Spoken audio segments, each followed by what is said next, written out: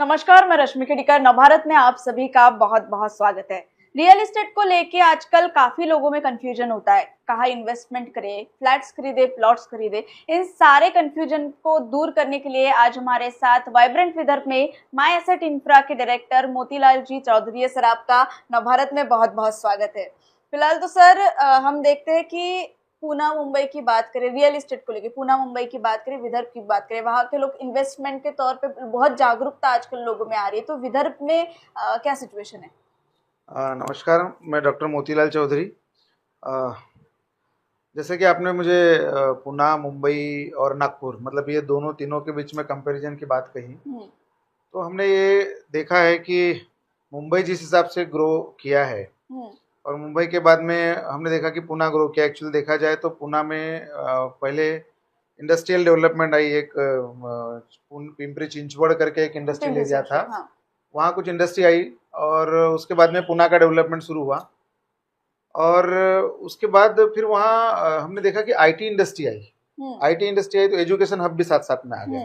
तो अब क्या हो रहा है कि मतलब हर तरफ का स्टूडेंट वहाँ पहले पढ़ने के लिए जा रहा है, पढ़ने के लिए गया तो उसको फिर जॉब प्लेसमेंट के लिए वहीं कॉलेजेस में कैंपस के थ्रू उसको जॉब मिल जाता है। तो वहीं कोई आईटी सेक्टर में चला जाता है, कोई इंडस्ट्री में चला जाता है। तो इस कारण मुझे ऐसा लगता है कि पुणे की जो ग्रोथ है वो हुई है। और अभी अगर हम देखते हैं तो मुंबई तो चारों तरफ अभी पूरा फैल चुका है और फिर देखें तो समुंदर है, इधर नासिक के तरफ मुंबई आ चुका है, पुणे के उस आगे भी मुंबई जा चुका है। तो ओवरऑल अगर अभी हम देखते हैं तो मुंबई, पुणे और ये नासिक का जो ये ट्रायंगल है ये लगभग अभी सैचुरेट हो चुका है। मतलब हम लोगों ने देखा कि अभी तक एडवांटेज विदर्भ की जो बात हुआ करती थी, तो एडवांटेज विदर्भ के बारे में हम जब बात करते थे तो केवल बात होती थी, लेकिन एडवांटेज एक्चुअल में विदर्भ वाले को मिलता नहीं था। तो अब तक पिछले जो अभी भारतीय जनता पार्टी की सरकार पिछले हम 5-7 सालों से देख रहे हैं यहाँ पर, उसके बाद में जो डेवलपमेंट हमने देखा पुणे, मुंबई और ये नासिक का जो ट्रायंगल है, उसके बाद रियल मायने में विदर्भ की और डेवलपमेंट अभी मतलब टर्न हो रहा है। और उसी के कड़ी में हमने ये देखा कि जैसे पहले कड़ी में यहाँ एक मिहान करके एक बड़ा प्रोजेक्ट यूरोप और आसिया खंड का सबसे बड़ा प्रोजेक्ट यहाँ पर गडकरी साहब के माध्यम से यहाँ पर आया हुआ है। और उसमें जो आईटी इंडस्ट्री आई और फार्मास्यूटिकल इंडस्ट्री है, ज्वेलरी इंडस्ट्रीज है, उसके बाद वहाँ पर एरोनॉटिकल इंडस्ट्रीज आ गई, एमआरओ आ गए कुछ। अभी नया विमानतल का डेवलपमेंट हो रहा है, नया कार्गो हब बन रहा है, वहाँ पर इंटरनेशनल विमानतल बन रहा है। तो ओवरऑल मिहान में लगभग 4,500 एकड़ में जो डेवलपमेंट हो रही है, उस डेवलपमेंट में जो कंपनियां आ रही है तो उसमें हजारों लाखों लोगों को रोजगार यहाँ पर जनरेट होने वाला है। और उस हिसाब से कार्गो डेवलप करने के पहले प्रेजेंट सरकार ने रोड, रेल के ऊपर सबसे पहला फोकस किया, क्योंकि कोई भी जब माल आएगा या कनेक्टिविटी के हिसाब से देखा जाए तो रेल, रोड और एयर, ये 3 प्रकार की कनेक्टिविटी होती है। और जिस शहर को ये तीनों कनेक्टिविटी स्ट्रांगली मिलती है वो शहर एकदम फ्लरिश करता है, डेवलप हो जाता है। पुणे, मुंबई में वही हुआ। वहाँ रेल, रोड मतलब पहले पुणे मुंबई एक्सप्रेस हाईवे बना, ठीक है। पहले वो मतलब पहाड़ों के बीच का रास्ता था, काफी समय लग जाता था, लेकिन जब से वो पुणे मुंबई एक्सप्रेस हाईवे बना उसके बाद में पुणे का रियल मायने में डेवलपमेंट हुआ है ना, वो हमने देखा। तो सेम चीज यहाँ की जो लीडरशिप थी, यहाँ की पॉलिटिकल जो लीडरशिप थी वर्तमान में जो है, इन्होंने सबसे पहले क्या किया कि नागपुर से मुंबई को कनेक्ट किया। तो नागपुर से मुंबई करने के लिए एक रोड की कनेक्टिविटी पहले जो थी, अभी उसको एकदम एक्सप्रेस वे के स्वरूप में कर दिया कि 8 घंटे में आप मुंबई पहुंच सकते हैं समृद्धि महामार्ग के माध्यम से। फिर दूसरा इन्होंने नागपुर के चारों तरफ के जो रोड्स थे, जैसे यहाँ से NH6, NH7 क्रॉस होता था, प्लस मतलब का साइन यहाँ नागपुर में है। रेलवे का डायमंड पॉइंट नागपुर में है, पूरे भारत का, बराबर है। मतलब यहाँ से ईस्ट वेस्ट की सारी ट्रेन जाती है, ये एक है। और जो हैदराबाद या भोपाल और ये इधर रायपुर और इधर अमरावती रोड के जो कनेक्टिंग रोड थे, ये पहले 2 लेन के रोड हुआ करते थे, अभी सारे 6 लेन के रोड हो गए। तो ये रोड की कनेक्टिविटी सबसे पहले बनाई। उसके बाद इन्होंने रेल जो पहले 2 लेन की थी अभी 4 लेन की कर दिया रेल। तो रेलवे में भी ट्रांसपोर्टिंग के हिसाब से देखा जाए तो मल्टीपल ट्रेन अभी ट्रैक पे चल सकती है। और 150 किलोमीटर के आसपास की जो सिटीज है तो उनमें अभी मेट्रो ट्रेन चलाने का भी गडकरी साहब का बीच में एक प्लानिंग का जिक्र हुआ था। और अभी और एक नया डेवलपमेंट हमने देखा है कि नागपुर से गोंदिया ये नया समृद्धि महामार्ग अभी निकल रहा है।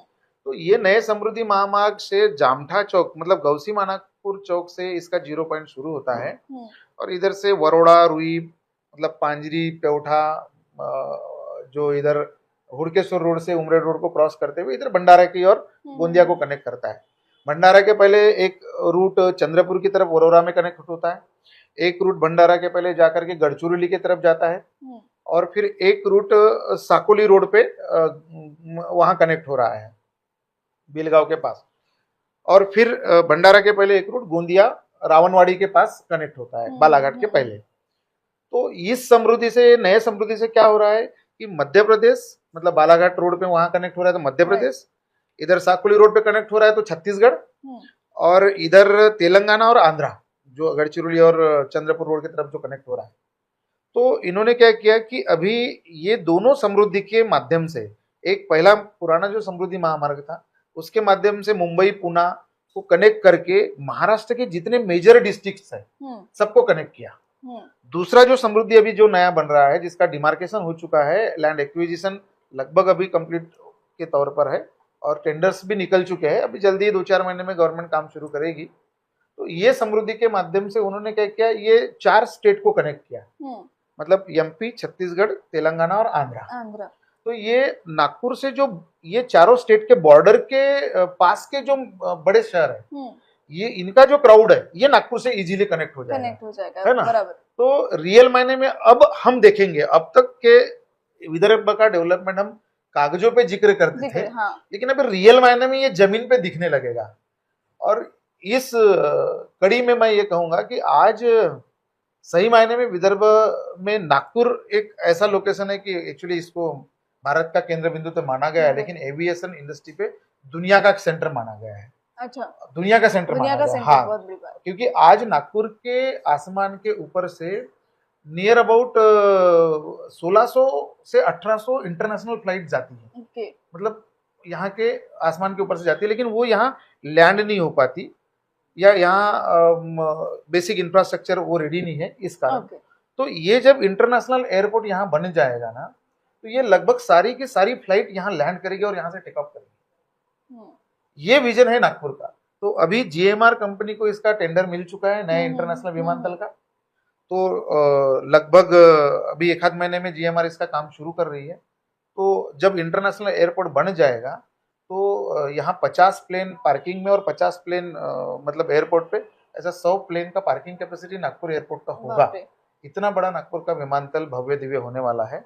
और जब ये फुल स्विंग में 2028 और लास्ट स्टेज 2032 में जब ये कंप्लीट हो जाएगा मियान का तीनों स्टेज, तो उस समय रियल मायने में हम देखेंगे कि जो इंटरनेशनल कार्गो हब का जो गडकरी साहब का उस समय का सपना था ये पूरा हो चुका रहेगा और हर मिनट में यहाँ पर एक फ्लाइट टेक ऑफ करेगी और एक लैंड करेगी। तो आज जो एडवांटेज विदर्भ के बारे में आप जो चर्चा कर रहे हैं, तो मैं कहूंगा कि रियल मायने में विदर्भ वासियों को ये सही समय है इस समय का फायदा लेने का। रियल एस्टेट इस में अगर हम देखेंगे तो आज नागपुर में जो रेट है, पहले हम देखते थे कि नागपुर में वर्धा रोड ही एक ऐसा रोड था जिस रोड पे जमीन के रेट बहुत बढ़ते थे, लेकिन अब हमने देखा है कि नागपुर के चारों तरफ डेवलपमेंट हो रहा है। लेकिन उसमें चारों तरफ डेवलपमेंट होने के बाद में वर्धा रोड पे सबसे ज्यादा डेवलपमेंट दिख रहा है, क्योंकि इंटरनेशनल एयरपोर्ट वर्धा रोड पे है, स्टेडियम वर्धा रोड पे है, बूटीबुरी एशिया का biggest industrial area Wardha road पे है। ठीक है, एक्सपांसन ऑफ बूटीबुरी का इंडस्ट्रियल एरिया का जो एक्सपांसन है 4500 एकड़ जमीन चंद्रपुर और वर्धा रोड के बीच में लिया गया है, वो भी इसी रोड पे है। समृद्धि की कनेक्टिविटी भी इसी रोड पे है।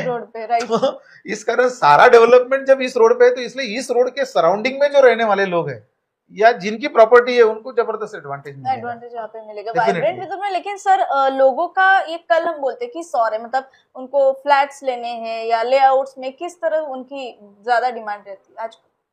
मेरा ये कहना है कि जिनको आज अगर मान लो कोई हमारे पास विदर्भ से कहीं भी किसी भी जिले से, या मैं कहूंगा कि हमारे बॉर्डर कनेक्टेड जितने भी स्टेट्स है वहाँ के मेजर सिटीज के कोई भी अगर इन्वेस्टर यहाँ नागपुर में आते हैं, कोई हम्म। कस्टमर अगर नागपुर में आते हैं, सबसे पहले उनका ये रहता है कि चलो यार नागपुर एक उभरता हुआ है शहर है। हाँ। अभी मुंबई पुणे और उसके बाद अभी नागपुर ही महाराष्ट्र का एक बड़ा शहर है, हिंदुस्तान का केंद्र बिंदु है, तो इसमें जमीन में पैसा लगाएंगे तो हमारा पैसा जल्दी ही बढ़ेगा।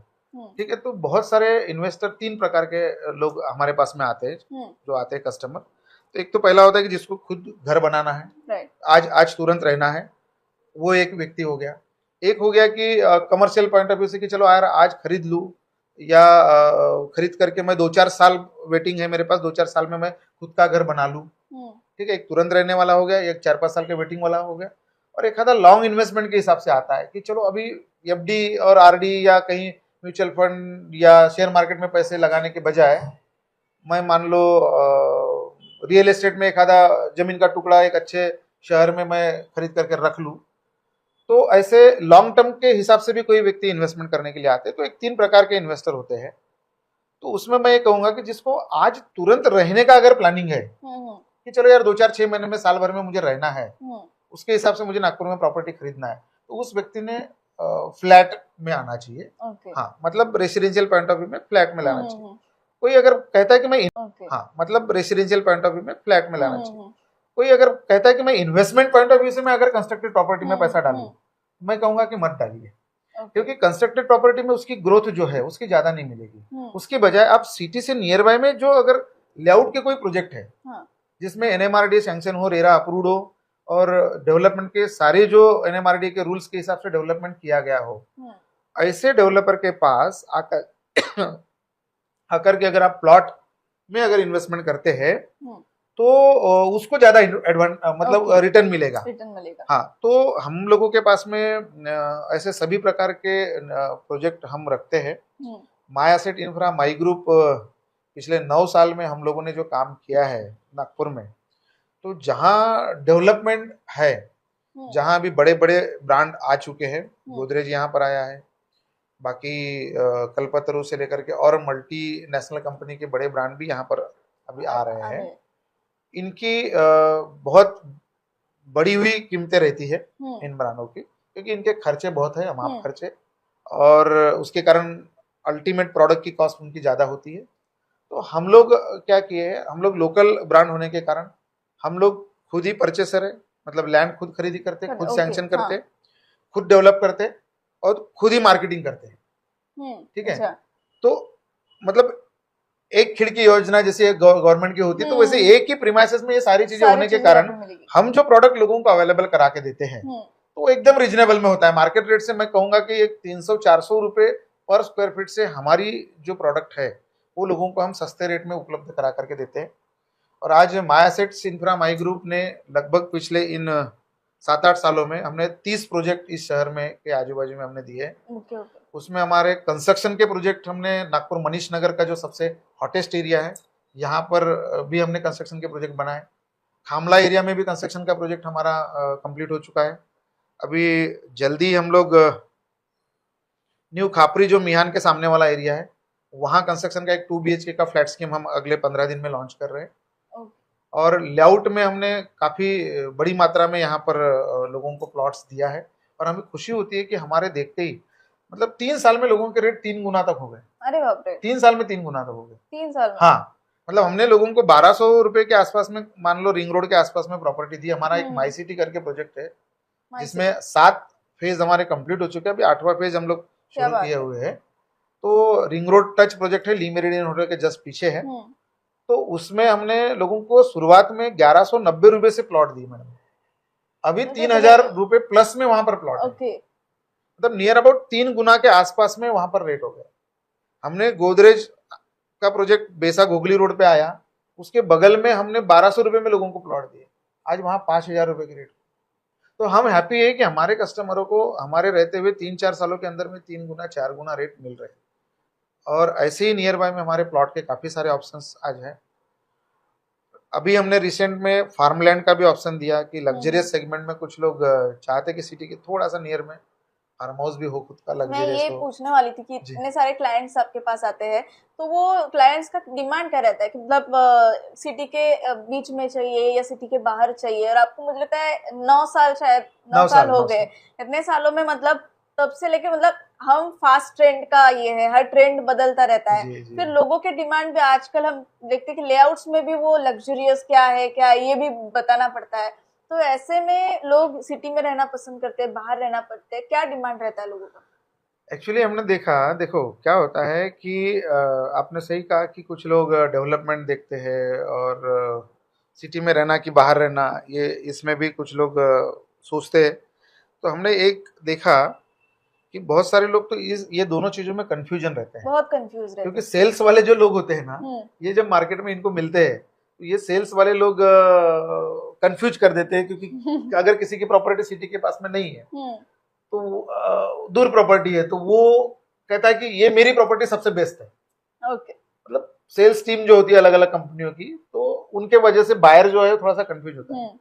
लेकिन मैं ये कहूंगा कि सिटी के नियरेस्ट अगर कोई प्रोजेक्ट है तो वो सबसे ज्यादा एडवांटेज इसलिए उसको देगा कस्टमर को या बायर को, क्योंकि सिटी की जो ग्रोथ है, कभी कोई प्रोजेक्ट मान लो मिहान में अगर कोई कंपनी आ रही है, कंपनी का लैंड परचेस हो गया, सब हो गया, लेकिन कुछ डॉक्यूमेंट के कारण हो सकता है उस कंपनी को साल भर में जो आना था उसको 3 साल लग गए या 5 साल लग गए, डेवलपमेंट रुक गई, तो वहां एम्प्लॉयमेंट जो आने वाला था वो साल 2 साल मान लो रुक गया।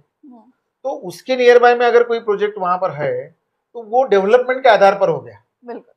लेकिन सिटी के करीब में अगर कोई प्रोजेक्ट है तो वो क्या हो गया कि सिटी की जो नेचुरल ग्रोथ है, मतलब पॉपुलेशन बढ़ रही है और सिटी बढ़ रही है, तो ये नेचुरल ग्रोथ के कारण सिटी के नियर बाय में जो प्रोजेक्ट है ना, वहां अगर कोई बायर पैसा डालता है तो उसको अच्छा रिटर्न मिलेगा। और इनकेस अगर उसको मान लो 2-4 साल में घर बना करके रहना है तो रह भी सकता है।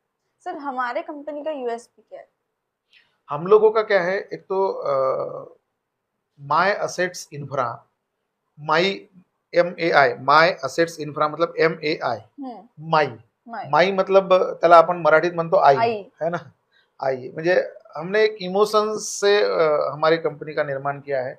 माँ का जो प्यार होता है, वात्सल्य होता है, उस हिसाब से। तो माय असेट इंफ्रा जब मैंने 4 मार्च 2016 को जब ये फर्म का निर्माण किया, तो मेरे मन में एक सोच थी, क्योंकि मैं 2004 से रियल एस्टेट के क्षेत्र में काम कर रहा था। बहुत सारे अच्छे अच्छे कुछ बुरे ऐसे अनुभव आए, लेकिन मैंने देखा कि ये रियल एस्टेट का बिजनेस अगर रियलिस्टिक तरीके से किया गया तो लॉन्ग टर्म तक हम कर सकते हैं। कई ऐसी कंपनियां हमने देखी कि लोगों को हमको पैसा कमाना है करके प्लॉट बेचना है बस, तो बहुत दूर दराज में भैया मिहान आ रहा है, ये आ रहा है, तो 40 किलोमीटर पे, 50 किलोमीटर पे, 60 किलोमीटर पे लोगों को जाकर के प्लॉट बेचे।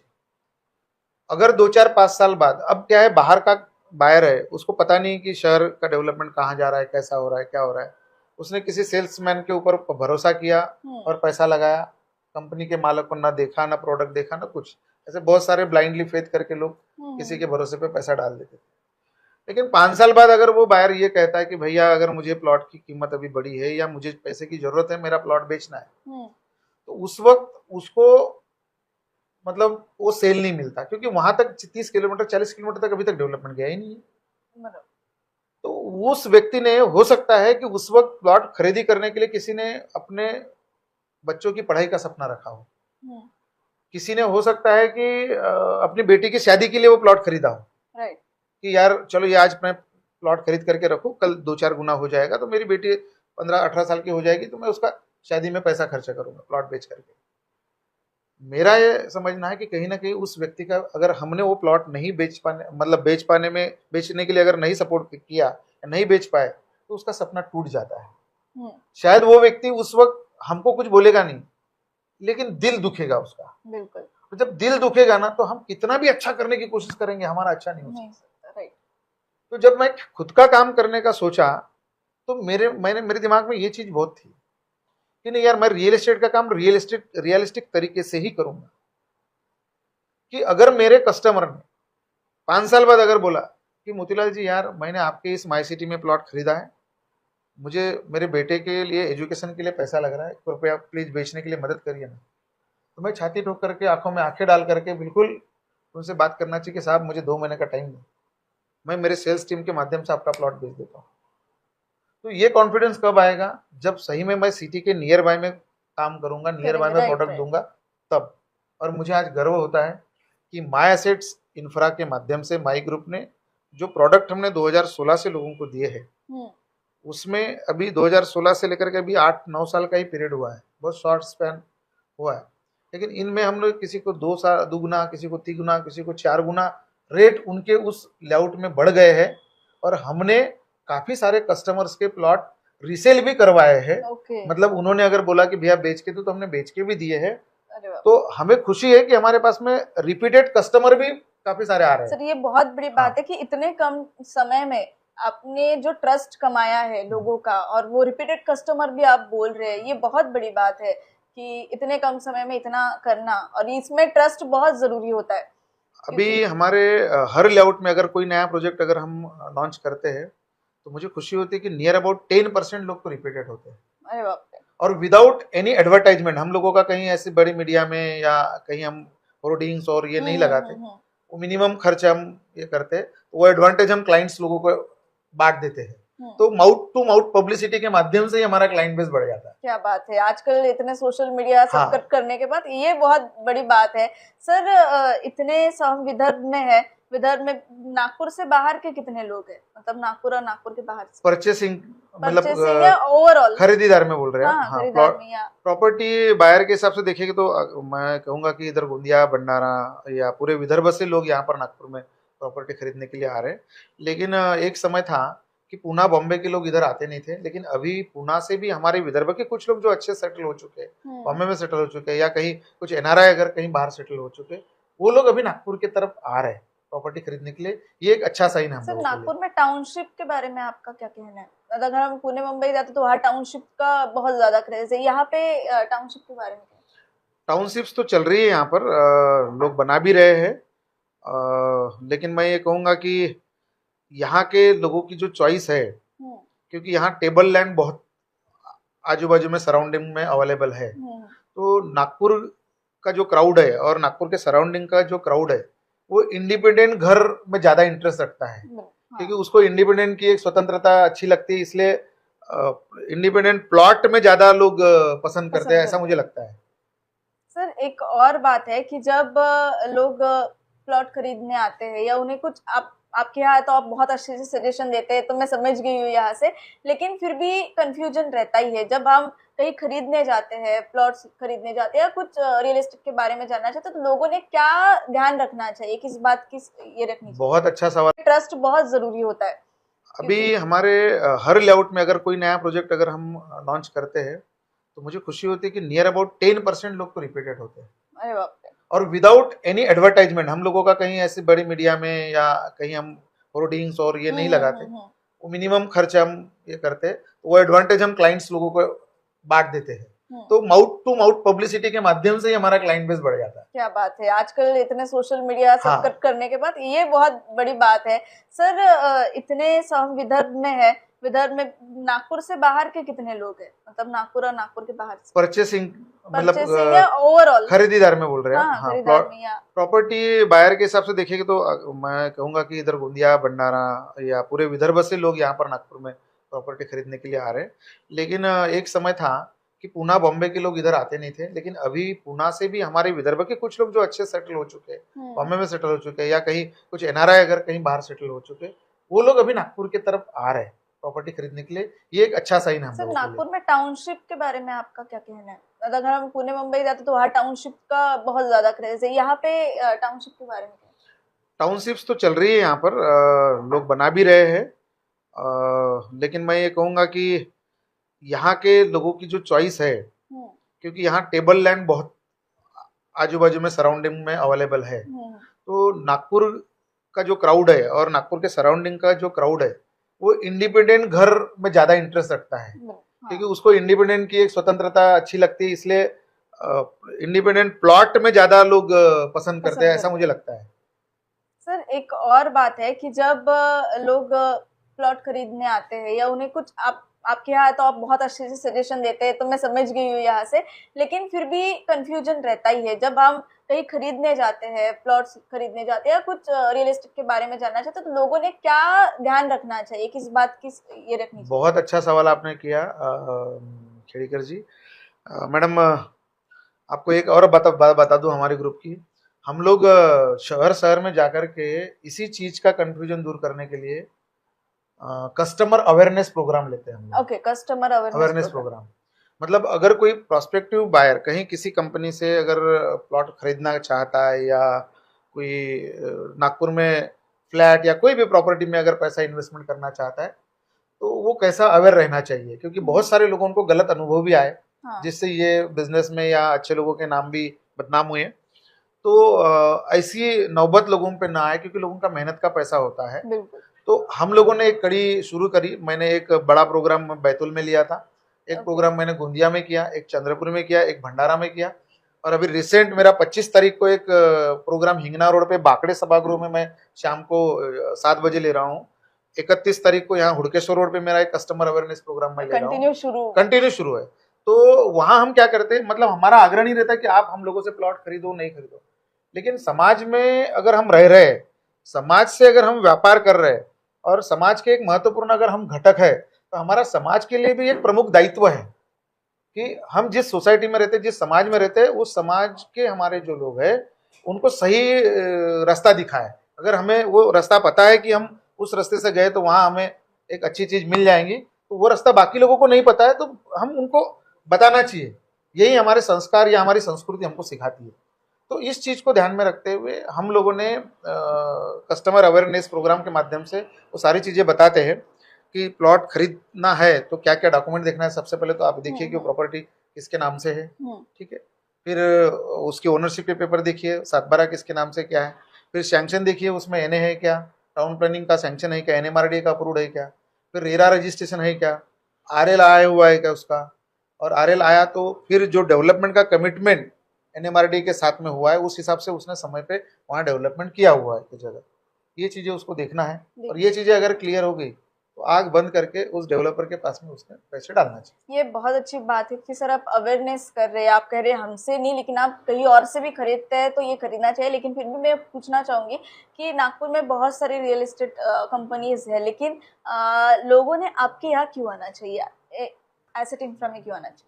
देखिए, मैं सबसे पहले तो आपको शुरुआत में ही एक बताया कि माय एसेट्स इंफ्रा एक ऐसा ब्रांड है। एक तो मोतीलाल चौधरी मेरा खुद का नाम है। मैं 2004 से रियल एस्टेट में हूँ और नागपुर में ही हूँ मैं। मतलब लगभग 20 साल मुझे इस काम में हो गए हैं, और 20 साल में आज ऐसा कोई भी कस्टमर नहीं है मेरा कि जो मेरे से सेटिस्फाइड नहीं होगा।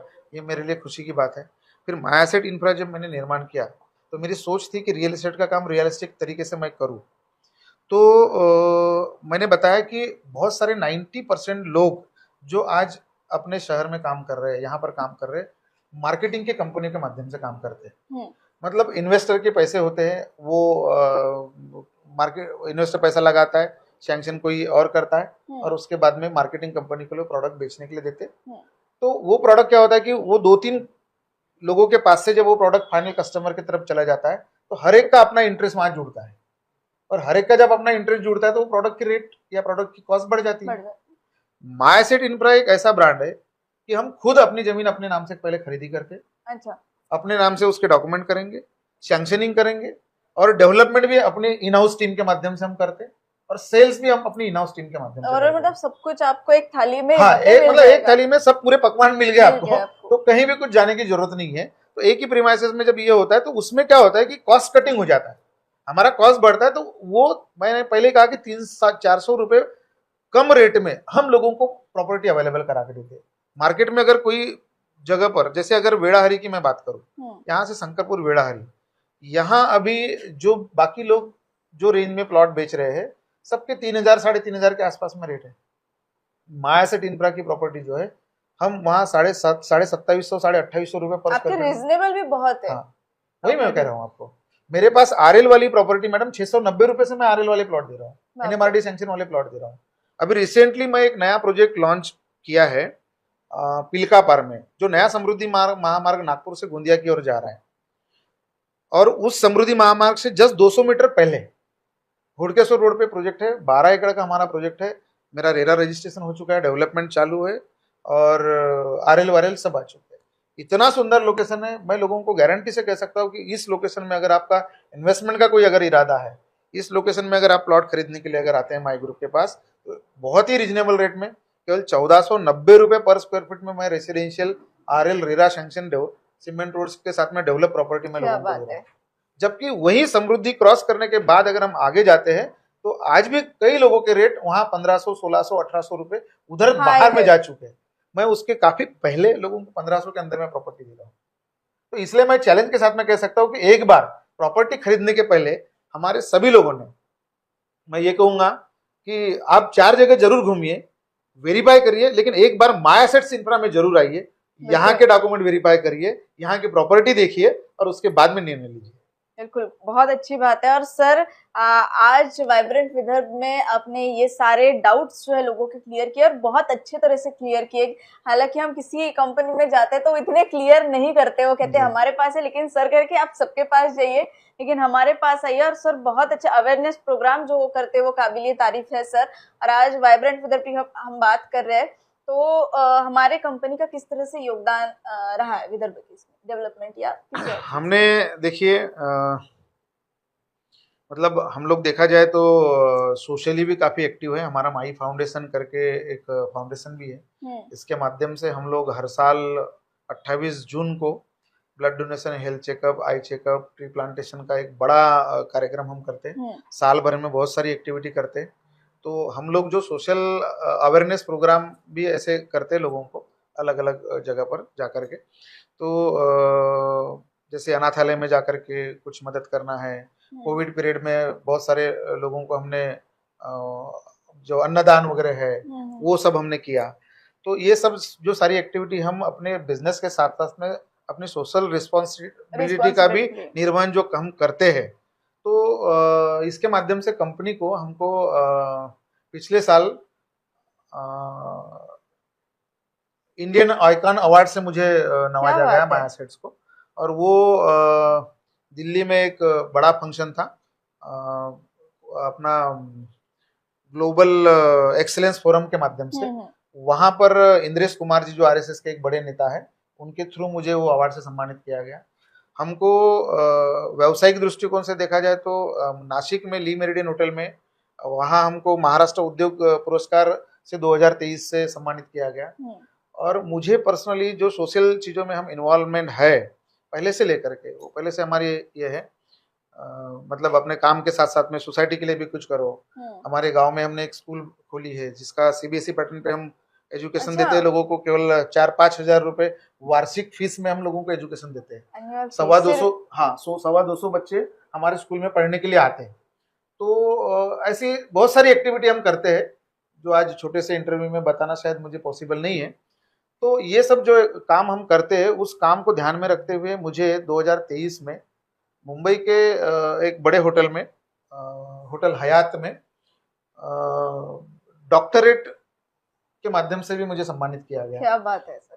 मतलब एक अमेरिकन ईस्ट कोस्ट यूनिवर्सिटी के माध्यम से, जिस मंच पर मनोज वाजपेयी जी जो एक्टर है, हिंदी फिल्म के अभिनेता है, उनको मतलब एक्टिंग के सेक्टर में, उसके बाद में ओकाया बैटरी और जो माइक्रोटेक का इन्वर्टर है उसके जो मालिक है, तो ऐसे बड़े बड़े जो अलग अलग क्षेत्र के जो दिग्गज लोग थे उनको वहां पर डॉक्टरेट देकर के सम्मानित किया गया। तो मुझे भी एक बड़ी उपाधि ये सारे एक्टिविटी के माध्यम से, सम्मान के माध्यम से मिली है। तो मैं आज अपने आप को गौरवान्वित महसूस करता हूँ। तो माय एसेट इंफ्रा परिवार के माध्यम से जो लोग आज एसोसिएट है, लगभग हमारी 2000 लोगों की टीम एसोसिएट है। अच्छा। डायरेक्टली इनडायरेक्टली तरीके से हमने 2000 लोगों के घर में एक रोजी रोटी देने का भी हमने काम किया है। बिल्कुल। तो कहीं ना कहीं एक इनडायरेक्टली वे से हम एक विदर्भ में जो एक रोजगार है, है ना, रोजगार की सबसे बड़ी समस्या है। तो आज हमें खुशी होती है कि आज हमारे जो टीम के मेंबर्स है, जो एग्जीक्यूटिव है, वो अच्छे घर में रह रहे हैं, अच्छी गाड़ी में घूम रहे हैं और लोगों को उनके सपने पूरे करने के लिए उनकी मदद कर रहे हैं। तो इनडायरेक्टली तो हम काफी सारा बहुत हाँ, योगदान काम कर रहे एक हैं। रहा है, और इतने जी। अच्छे अच्छे सोशल एक्टिविटीज आपने बताया नहीं मुझे, सिर्फ एक बताया आपने, लेकिन आप इतना सोशल एक्टिविटी स्कूल चला रहे आप, ये बहुत बड़ी बात है सर। और इन सबसे मुझे लगता है प्रेरणा मिलेगी लोगों को। और आखिर में आप हमारे दर्शकों को क्या कहना चाहेंगे? मैं यही कहूंगा कि जैसे कि आज ये योग मिला हम लोगों को आपसे बात करने का, तो काम तो सभी करते हैं, लेकिन हमारे काम में हमारी ईमानदारी, प्रामाणिकता और सच्चाई अगर रहती है तो उस काम को हम लंबे समय तक कर सकते हैं। आज तक हमें कोई बड़े होर्डिंग, बड़े विज्ञापन करने की जरूरत नहीं पड़ी। हम लोग अपने काम के रिसिप्ट के आधार पर ही यहाँ तक पहुँचे हैं। और अगर वो काम में अगर हमारी ईमानदारी नहीं होती, सच्चाई नहीं होती, प्रामाणिकता नहीं होती, तो शायद इतने कम समय में, मतलब माय एसेट इंफ्रा माई परिवार ने 30 प्रोजेक्ट तक का सफर तय नहीं किया होता। मैं आप सभी लोगों को यही कहूँगा कि अगर हम व्यापार कर रहे हैं तो ईमानदारी से करें, सच्चाई से करें, प्रामाणिकता से करें। डेफिनेटली हमारी वो मंजिल हम पूरी कर सकते हैं। एज अ कस्टमर करके अगर हम लोग किसी ग्रुप के साथ में जुड़ करके अगर कोई प्रॉपर्टी खरीदना चाहते, मैं ये नहीं कहूँगा कि आपने यहाँ आकर के मेरे से ही प्रॉपर्टी खरीदना चाहिए, लेकिन ये जरूर कहूँगा कि हमारे प्रॉपर्टी अवेयरनेस प्रोग्राम में जरूर आप आइए, वहाँ सुनिए, अटेंड कीजिए। आज ये छोटे से इंटरव्यू में मैं बहुत ज़्यादा आपको बता नहीं सकता, लेकिन बहुत सारे ऐसे डॉक्यूमेंट के पार्ट होते हैं, बहुत सारी ऐसी चीज़ें होती है। जब हम कोई मेहनत का पैसा, अपने पसीने खून पसीना एक करके कमाया हुआ पैसा किसी कंपनी में देते हैं, किसी सेल्समैन के भरोसे पे हम देते हैं, लाखों की प्रॉपर्टी हम खरीदते हैं, तो एक बार उन चीज़ों को समझना बहुत आवश्यक है कि कौन सी जगह पर खरीदे। क्योंकि 4 प्रकार से लोग प्रॉपर्टी खरीदने वाले व्यक्ति ने विचार करना चाहिए। सबसे पहले तो मैं जिस कंपनी से प्रॉपर्टी खरीद रहा हूँ वो कंपनी कैसी है, उसका मालक कौन है, उसका ट्रैक रिकॉर्ड क्या है, ये सबसे पहली चीज हमने देखना चाहिए। दूसरी चीज देखना चाहिए, कंपनी तो ठीक है, लेकिन वो जिस लोकेशन की प्रॉपर्टी मुझे दिखा रहा है, वो प्रॉपर्टी का लोकेशन कहाँ पर है, मतलब सही में उसकी ग्रोथ हो सकती है क्या, उसका मल्टीप्लिकेशन हो सकता है क्या, वो चीजें देखना आवश्यक है। फिर तीसरी चीज ये देखना है कि चलो यार ग्रोथ है, मल्टीप्लिकेशन है, कंपनी भी अच्छी है, ठीक है, एरिया वर्धा रोड का है या हिंगना रोड का है, अच्छे एरिया में हमारी प्रॉपर्टी देख रहे हैं, लेकिन उसके लीगल एस्पेक्ट्स क्या क्या क्लियर है, सही में वो एनएमआरडी सैंक्शन है, आरएल है, रेरा है कि क्या है, ये चीज भी हमको देखने की आवश्यकता है। और चौथी चीज हमने ये देखना चाहिए कि मतलब जो कंपनी के थ्रू हम खरीद रहे हैं, मतलब मालक तो ठीक है, लेकिन जो कंपनी के थ्रू हम खरीद रहे हैं वो कंपनी कितने साल से काम कर रही है, रिलायबल है कि नहीं है, कहीं किसी के माध्यम से कोई चीटिंग का काम तो नहीं सामने आया है। तो ये 4-5 चीजें अगर हमने देख ली ना, तो मुझे नहीं लगता कि हम लोगों की मेहनत की कमाई कहीं अटकेगी, कोई कोर्ट कचहरी के मैटर होंगे और कुछ होंगे। तो ये बहुत सारी चीजों का नॉलेज आपको फ्री में माय एसेट्स ग्रुप के माध्यम से जो प्रॉपर्टी अवेयरनेस प्रोग्राम होते हैं, इसमें आपको फ्री में मिलेगा, निःशुल्क मिलेगा। अभी रिसेंटली हम 25 तारीख को एक बाकड़े सभागृह हिंगना रोड पे शाम को ठीक 7 बजे प्रॉपर्टी अवेयरनेस प्रोग्राम हम ले रहे हैं। तो आपको आग्रह करूंगा कि आप जरूर आइए और देखिए और उसके बाद में आप निर्णय लीजिए।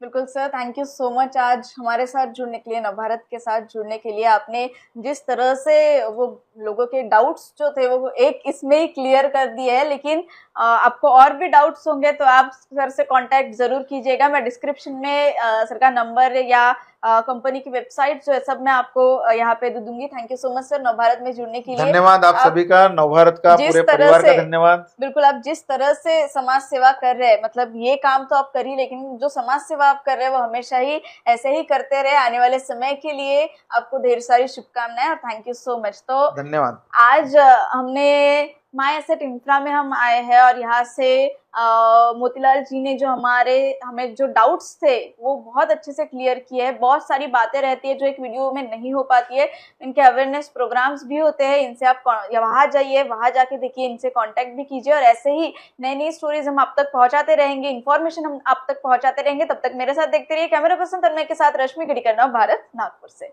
नमस्कार।